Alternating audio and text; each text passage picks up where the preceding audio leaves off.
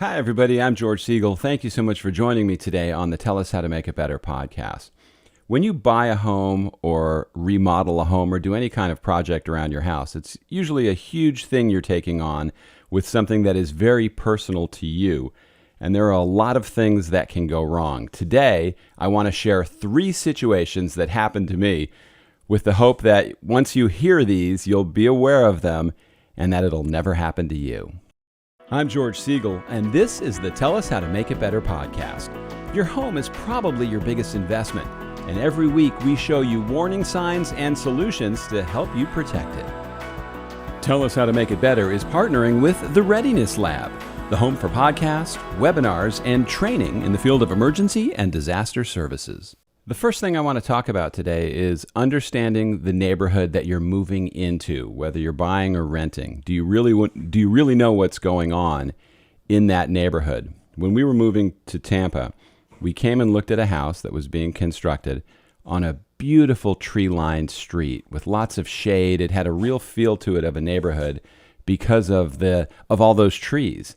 So fast forward several months later, when we finally move here and come to the house, all the trees had been cut down, every one of them. Now, it turns out the reason they were cut down actually in the big picture is good for the neighborhood because they were putting in a storm drain that could prevent flooding. But it still completely changed the feel of the neighborhood, and nobody told us about it. So how could we have found out about it as potential home buyers in a neighborhood? How could we have found out a long-term project for that area where that was going to happen? Well, first off, you hope your realtor would tell you. Our realtor did not tell us. It's not likely that the sellers are going to share that information because it certainly makes it less appealing to be buying if the trees are one of the reasons that you're buying there. So we would have had to have done some homework, maybe looked into it with the city. Are there any projects pending for that area? What kind of development is going to happen?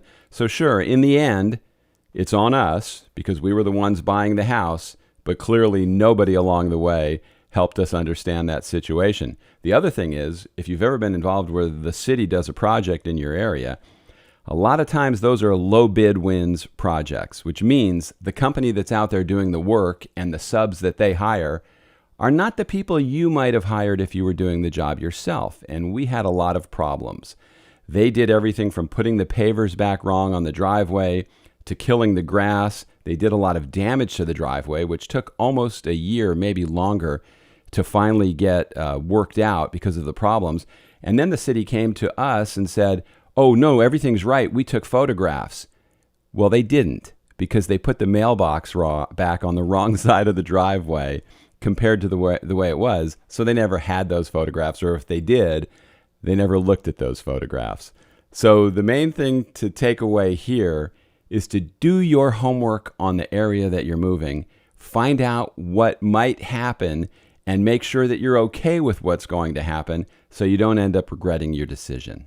The second thing I want to talk about is how well do you know the company that you're buying your house from? Do you understand who's in charge? What's the management structure in terms of who's the person at the top of the chain, and then who are the people you might be dealing with, but ultimately who is responsible? Now, I consider myself, maybe other people might not, but reasonably intelligent, and I got lured into thinking I was buying a beautiful home, it's in a great area, and this is good. So I did not know a ton about the company. So as we had problems later on, who am I dealing with? Who's helping me? And who can be the one that is the decision maker? That's always very challenging to figure out. Now, one of the worst things that happened, and you always really want to know who's working on your house, the actual workers that are out there. The day I showed up for the home inspection, the superintendent was at the house, and he was really in a rushed, frenetic mood, and it was a little weird. And I said, what's going on? And he goes, well, today's my last day with the company. You don't want to hear that, because when somebody's leaving, now sure, some people are bigger than the moment, and they're going to give 100% no matter what the situation is. But I would argue that a lot of people are not. And if they've checked out and they are leaving, you don't want to be part of that if you can possibly avoid it. So where this guy was in a hurry and rushed, those are the areas that we've had to address on the house. Now, overall, I think we have a great home. I think it's very well built. But there are certain things when you're finishing a house that you go, okay, did they give this 100%? Did they clean the lot properly before they put the new house on it? Did they do everything they could to save the trees? We had the person who spoke for the builder said, we're taking care of this big oak in front of your house because they built the house around this oak tree. And he said, oh, I guarantee you we're going to take care of this. Well, I found out later they were dumping waste in there, paint and all kinds of things. And the tree almost died. I happened to find a guy in the neighborhood who was a guy who takes care of trees, and he came out and saved our tree. So the feature that we built our house for would have died because of neglect from the builder. Other things like the garage door, which takes some time to put in, the pool that's built, the way the landscaping is done.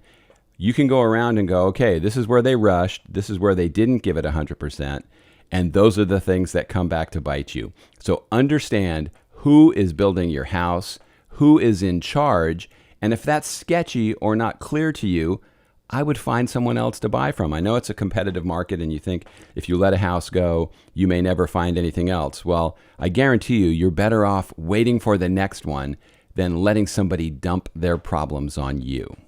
The third thing I want to tell you about today is kind of funny now. I can laugh about it now. It wasn't so funny at the time. We were building a house. We called it our dream house, and we designed this pool with a water feature, a big fountain that spilled down into the pool, and bar stools along the railing of the pool. I think there was 4 bar stools that we were having put in. So the pool builder's out there doing his job, and we come out to look at it, and the bar stools are literally right up against the side of the pool. So unless you had no legs and were placed on that bar stool, there was no way you were sitting on that bar stool. So I called the owner of the company and asked him to come out and look at it.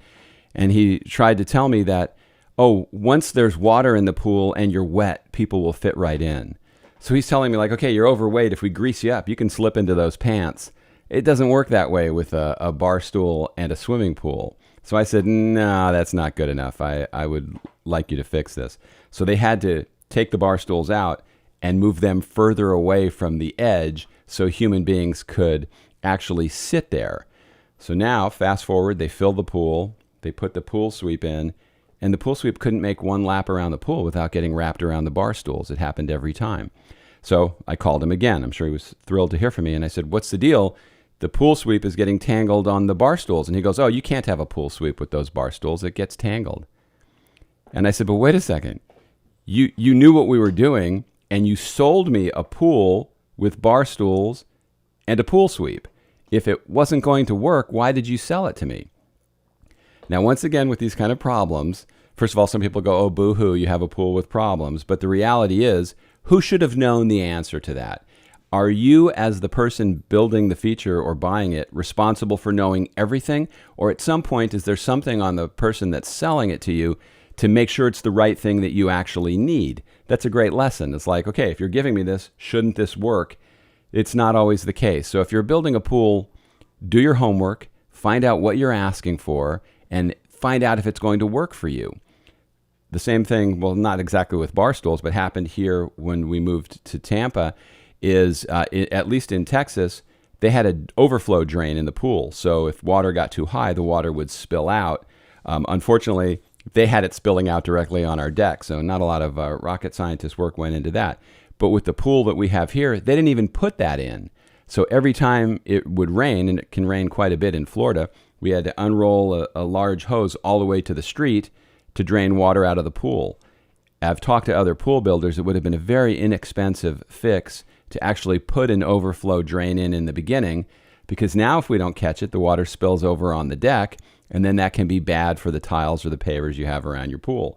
So don't ever assume that the person who's selling you something has your interests completely at heart, because the reality is it all winds up with you. So do your homework, ask as many questions as you can, and try to avoid those problems happening to you. And they can if you put the attention to detail yourself.